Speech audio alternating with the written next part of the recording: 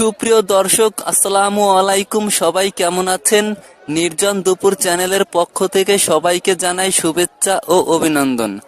আমি মোনাচ্ছি আপনাদের সাথে। দর্শক, আমি এই মুহূর্তে আছি ঢাকা বাদামতলী পাইকারি ডাবের মার্কেটে। দর্শক, আজকের এই ভিডিও জুড়ে আপনাদের পাইকারি ডাবের আপডেটটা দেব। দর্শক, আপনারা যারা ডাবের ব্যবসা করতে চান তারা কিন্তু এই ঢাকা বাদামতলী এসে ডাবগুলো নিয়ে ঢাকার বিভিন্ন স্থানে অথবা দেশগ্রামে ব্যবসা শুরু করতে পারেন।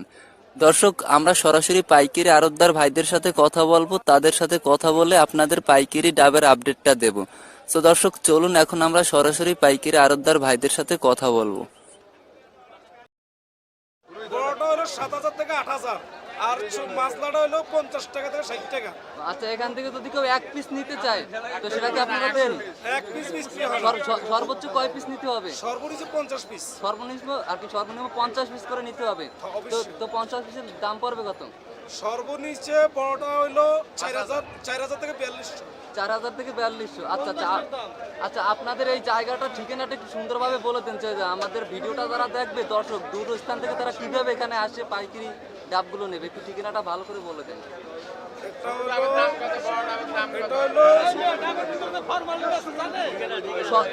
সদরঘাট বাদামতলী ওয়াইজঘাট। তো দর্শক, আপনারা যারা ডাবের ব্যবসা করতে চান তারা কিন্তু এই ঢাকা বাদামতলী ওয়াইজঘাট এসে কিন্তু আপনারা ডাবগুলো নিয়ে পাইকারি ব্যবসা শুরু করতে পারেন। তো আমাদেরকে একটু বলবেন যে কোনটা কেমন প্রাইস? এই যে আপনার সামনে যে আমরা যে ডাবগুলো দেখতে পাচ্ছি, এখান থেকে 50 পিস কেউ নিলে সর্বনিম্ন 50 পিস নিলে 4250 টাকা। এটা ছোট সাইজ। এইটার দাম পড়বে কত? 4,000 থেকে 4200। 4250 পিস। আচ্ছা আচ্ছা, আর আপনার পিছে যেগুলো দেখতে পাচ্ছি ওগুলোর দাম পড়বে কেমন? হ্যাঁ, 4500 থেকে 4500 4500 টাকা দাম। 4750 4500 বা 4750 সর্বোচ্চ 100 পিস। 100 পিস নিতে হবে। 100 100 পিসের কম আপনারা বিক্রি করেন না? 50 টাকা বিক্রি হয়। 50 টাকা বিক্রি করেন।